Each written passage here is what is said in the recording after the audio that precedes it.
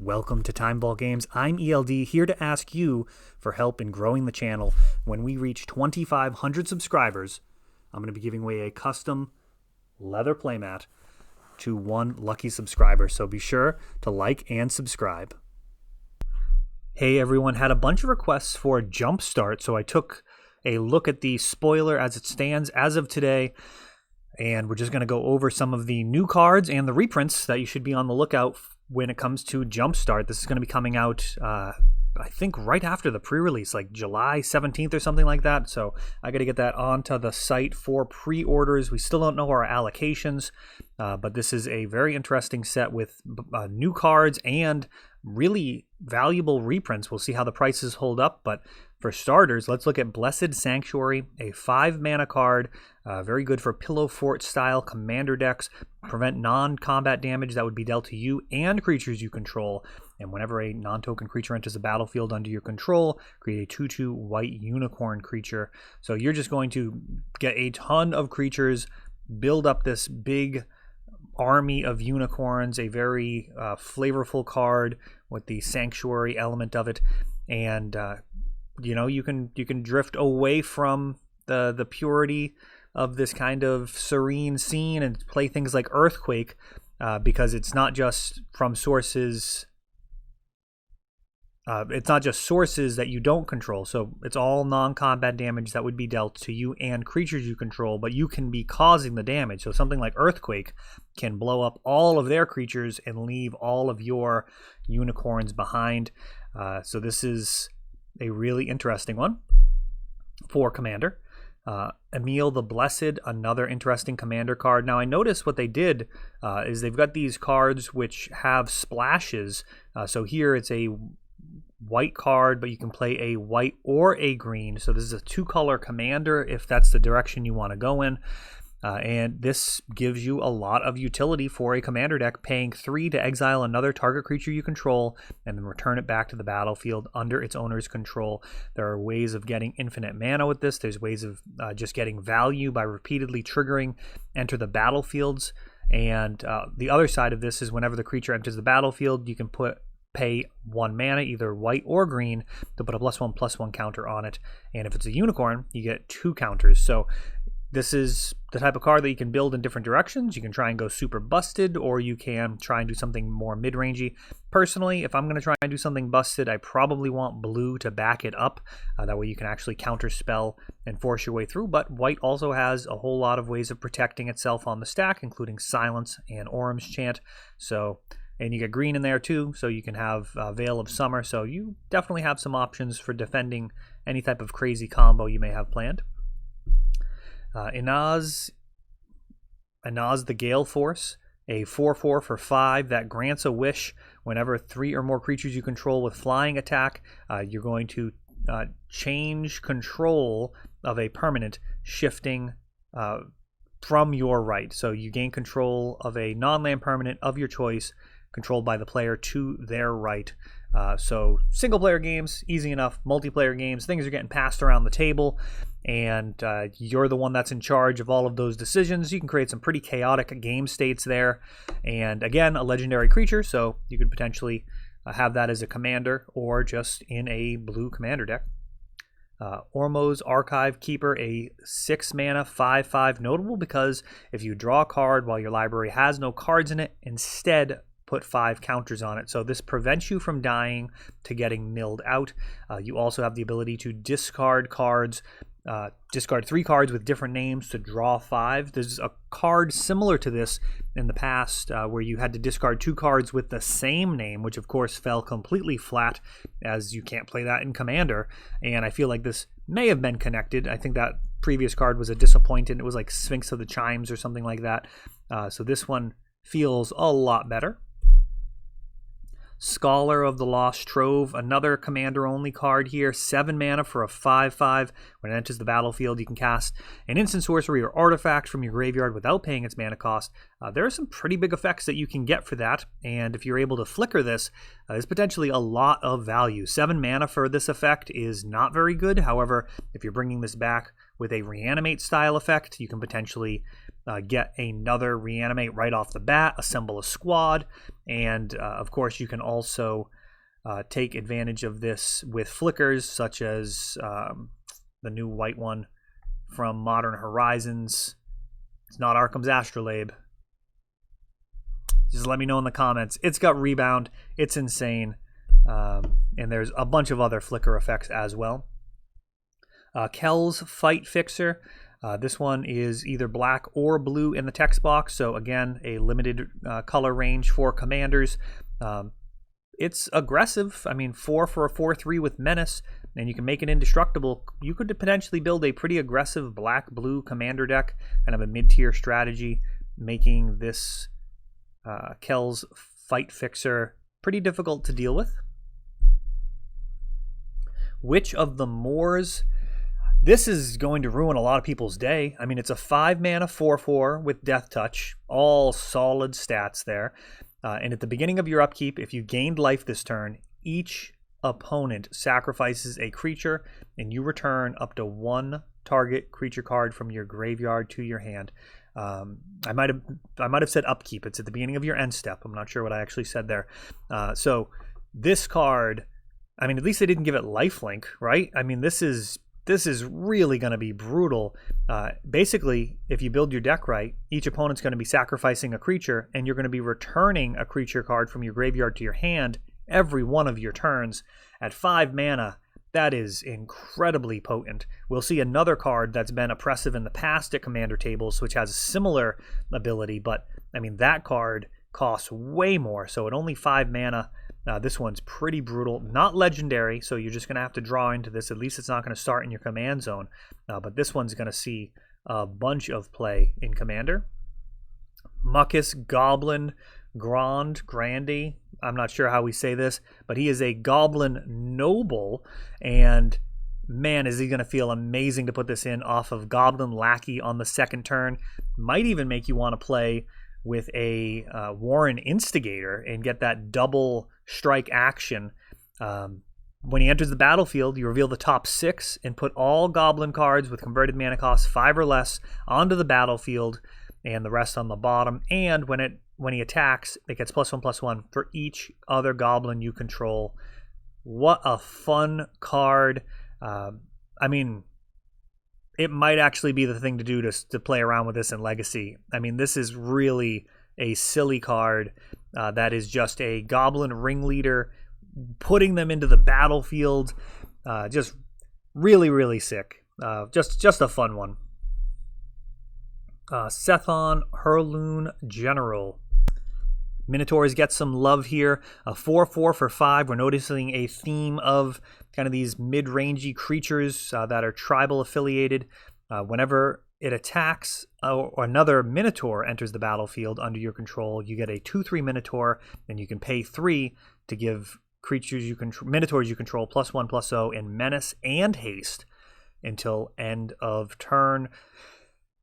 It's an interesting card for Commander. It's nice that they're giving all these legendary creatures to tribes that we have been having fun with for years. We'll see some more of these at the tables for Commander.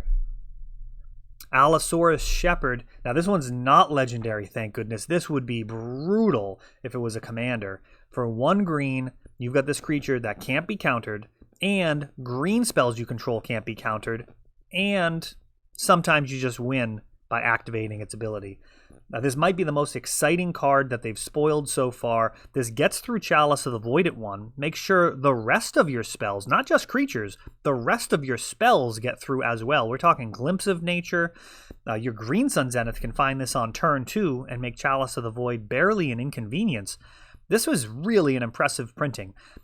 I'm not alarmist about this. I think the fact that it dies to literally everything really offsets this quite a bit. But a really interesting printing. I think Wirewood Symbiote goes up in value because of this card. Being able to protect it from removal is a key play.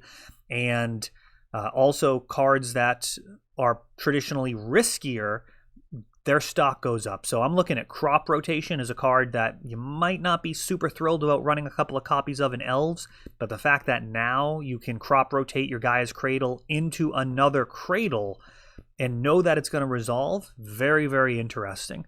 The fact that it's got the win condition tacked onto it, I mean, you only need 4 elves on board for this to strike out and be lethal damage. So, wow. Just wow.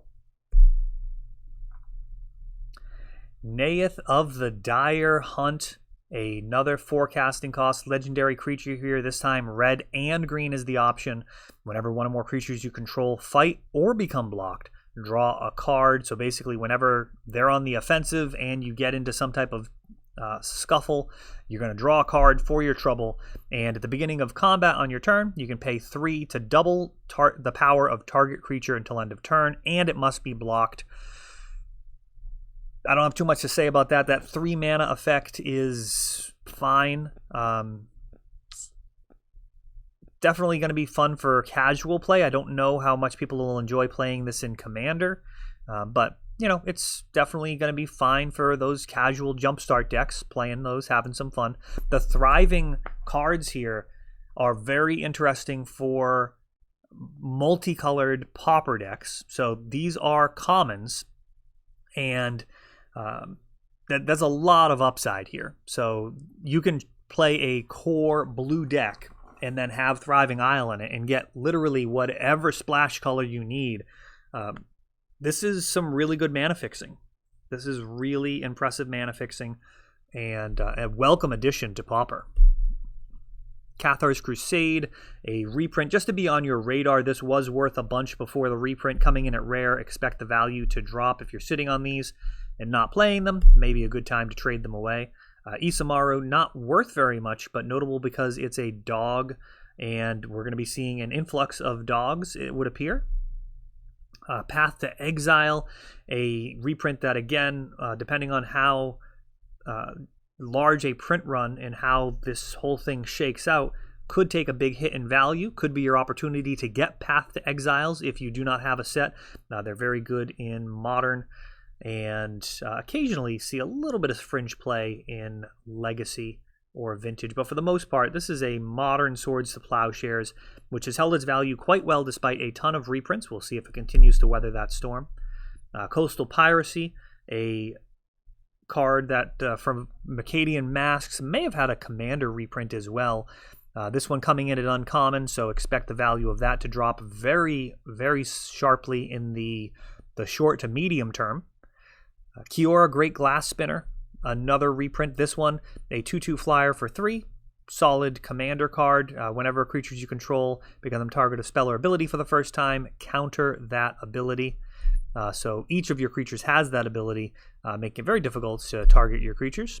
Rhystic Study, super high value reprint. This started out as a common in Prophecy, and it's got to be by far the most expensive card in that set. That set was just dog crap.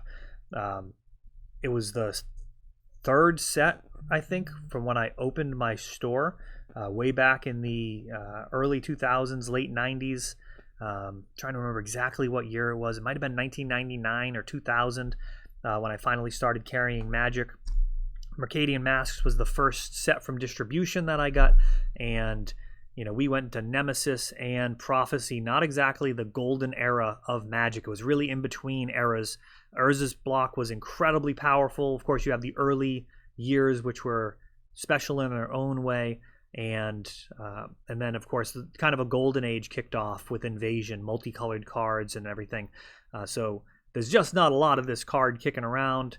I wouldn't be surprised if the value holds pretty well despite this reprint, as it is coming in at rare. We don't know the distribution of them, and it's going to be interesting to see. I'm fascinated by the economic element of all of these reprints. The card market is incredibly efficient. If you need a Magic card, I can get it for you. If I don't have it, which I probably do, I can get you literally any Magic card. It is an incredibly fluid market, and you know, if you talk to people who have 20 plus years experience in this field, they can get you what you need. That is never the issue. It's a question of price, and that is ultimately what matters with these reprints. Is, you know, there's more availability, but the availability was already there if you take that step and build relationships with people that are vendors. So really, we're kind of just trading off and seeing how low the prices go. So this could be exciting to open if you don't have them. If you're playing multiple blue decks in Pauper, or I'm sorry, in Commander, you're going to be excited to be able to play that.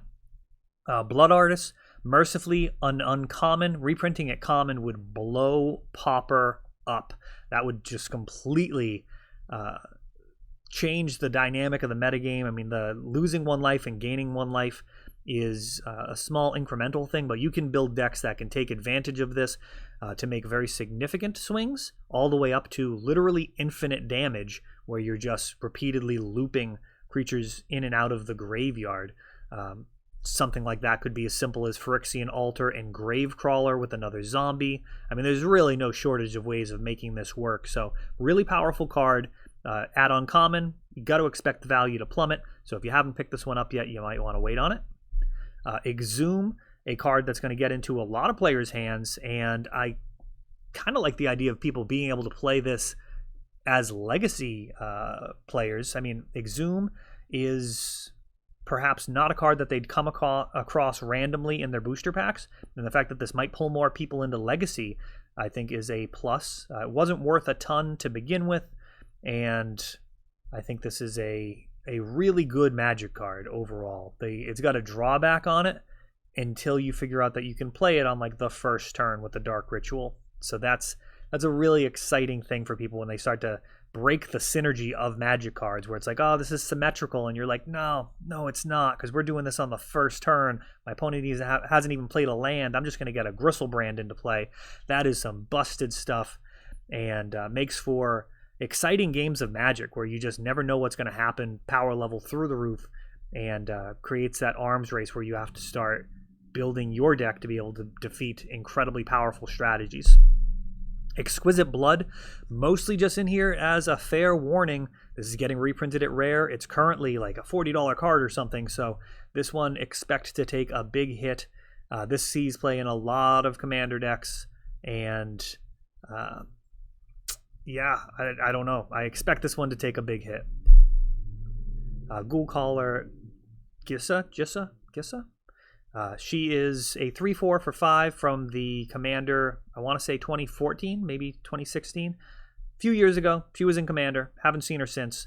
And she is a potentially valuable reprint in the short term. Again, we really don't know how much we're going to see these cards. Reanimate has seen play in, of course, Reanimator. It's literally the marquee card in the deck at 1 black mana, the ability to put any creature card from any graveyard into the battlefield under your control, and then, who cares, you lose some life. Not that big a deal. Way less of a big deal in Commander. However, in Constructed, you're really able to build a fine-tuned weapon with this card. Entomb, Exhume, Reanimate, Dark Ritual is the core of the Legacy strategy. Based around the graveyard. They're getting in Gristlebrand, Iona to make it so your opponent can't play cards of a certain color, Elish Norn to blank all of your opponent's smaller creatures. There's really no shortage of incredible things to bring back from the graveyard, and it's one of the more fun things for new players when they're building Reanimator is that whole, kid in a candy store going through the toy store and figuring out which things you want to play with, which creatures, because it can be any of them. You can bring back any creature you want with this type of strategy as early as turn 1, and I'm hoping we're going to see a lot more legacy players as a result of this. If they can get their first steps toward the format, it's actually one of the less expensive decks, and you can potentially play it mono black. It's not nearly as good. The discard is much worse without having access to red for Faithless Looting, but it is possible to play mono black and probably stomp the heck out of their friends with whatever type of casual decks they're playing. Shieldred, this is the card I referenced earlier. This 7 mana 6/6. At the beginning of your upkeep, you return a creature card from your graveyard to the battlefield, whereas the other card returned it to your hand. And then at the beginning of each opponent's upkeep, they sacrifice a creature. So 7 mana for an Abyss-style effect, if you get that reference, the old Legends card. That's fine. Now, you can reanimate this thing too, which is totally a thing that casual players do. Not quite good enough to make the cut, if you can believe that. For those of you that don't play Legacy, it's actually not quite good enough for Legacy reanimate targets. There's actually better, but this card is really fun. And I have seen people sleeve it up in Legacy. It just tends to be cuter than anything. It kind of dunks on your opponent. You get a 6/6, then you get another thing, and then like you were gonna win anyways if this card's good enough to win. There are creatures that are so good that you could be absolutely losing the game, no chance to win. You get that creature in and it completely turns it around. So Shieldred, I expect to see a lot of casual play, ruin a lot of people's days, and it'll certainly be fun for the person that controls her. Chain Lightning, a reprint, again, a card that could potentially be getting people into Legacy. These can be tricky to come by. At one point I feel like probably 100 Chain Lightning sitting in the store, and I have just a few handfuls, just a couple of play sets left, I'd say. They have not been coming in nearly as fast as they go out, and it's the type of card that people buy in play sets, at least, in order to play in other formats. So this is a great card for Pauper. It's actually common in the original printing, and it's of course core to the Legacy burn strategy, which is one of the stronger decks in the format. It is a absolutely viable deck. It is often maligned because it doesn't require as much skill to play like an average player. If you play it flawlessly, there is a real amount of skill that goes into that, but most people can kind of fumble along and play it even as a beginner and get most of their wins. But the difference between a real seasoned pro with burn and somebody that's kind of a novice is the ability to win those games that the novice would just throw away. So this is a deck that rewards skill to a degree, not as much as decks that run counter spells, but definitely worth getting reps in, playing against strong players, eventually winning on occasion, and then continuing down the journey of becoming a stronger Magic player. So I'm actually happy to see this reprint. Chain Lightning is one of those cards that when you get it into the hands of new players, it may kind of encourage them to try some awesome new formats. Grim Lavamancer, I just enjoy the art on the original a lot. This is kind of a nod to it, which I think is also effective. And this card sees play in some Legacy sideboards on occasion. The guy does work, and another Legacy playable card for people. Lightning Bolt, back with that flavor text from the M10 printing. Another card that encourages people to play some awesome formats like Legacy and Pauper. Brindleshote, this card is a pain to get. It is only in Plane Chase, and I mean, they're only like $1 or something, but you will almost never just be able to randomly trade for this. You have to go to somebody like me that has a big inventory to get a card like this. It was only in Plane Chase and Plane Chase Anthology. And I'm very curious, they better have put the boar token into the tokens here, the 3/3 boar, because the original printing of Plane Chase didn't give you the 3/3, I don't believe. I think it's only in the reprint of the anthology. I might be wrong on that. It's very possible I am, but there are not a lot of 3/3 green boar tokens kicking around either. So this is kind of cool. Like, this is going to hopefully kind of flood this card out there, and it's a fun card in the Aristocrats black-green Pauper deck. You get this out, you sacrifice the Brindleshote to your Carrion Feeder or other creature. It gets a +1/+1 counter, and then you get a 3/3. So you're essentially paying 2 mana to get a 3/3 and put a counter on something. Great value, and that is actually a pretty fun deck to play. I really enjoy that one. Craterhoof Behemoth, big value card with an incoming reprint. Don't say I didn't warn you. Oracle of Daya, another value card. So that Craterhoof Behemoth is actually the kill condition of Legacy Elves. That's probably... I mean, it's an expensive deck to play without the Gaia's Cradle, so I'm not sure how many people are going to jump in and play Elves without Gaia's Cradle and be successful with it, but it is totally possible. So I'd say that Craterhoof printing could encourage people to play Legacy to give it an upside. Oracle of Daya is a largely commander card.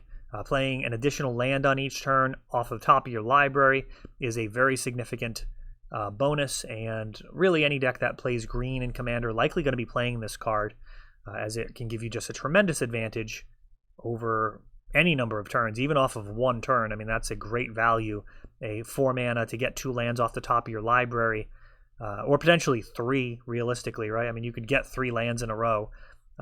That's a bunch of card advantage and extra mana advantage, and this is a very, very good commander card. Again, one that will likely drop in value. Selvala, Heart of the Wilds. This is a conspiracy card that is now seeing a reprint. Her price ratcheted up as the conspiracy boxes continued to gain in value. She was just one of the many cards that were driving that price, and now we're seeing the reprint. This is a big commander card, and again, this is one of those things that you'll probably be able to pick up much cheaper in the short term if you're not using your current copies. It may be a good time to move them if the price hasn't already adjusted. Kron. This is a Shadowmoor card that's getting reprinted. This is popular for some commander decks. Scarecrow decks are definitely a thing, and this guy has all sorts of potential abuse with that second ability. Of course, you can pay 1 and sack it to draw a card, but mostly what people are doing here is paying 4 and returning a creature card from your graveyard to the battlefield, artifact creature, of course, and that is very, very powerful. A little mana intensive, but hey, that's the type of thing that happens in Commander.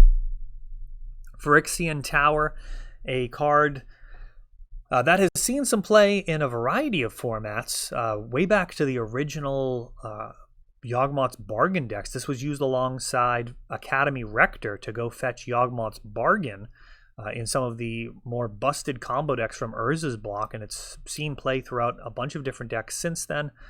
This is very atmospheric printing. I mean, this really has that legendary border. It's dark, it's brooding, and it looks very different than the original printing.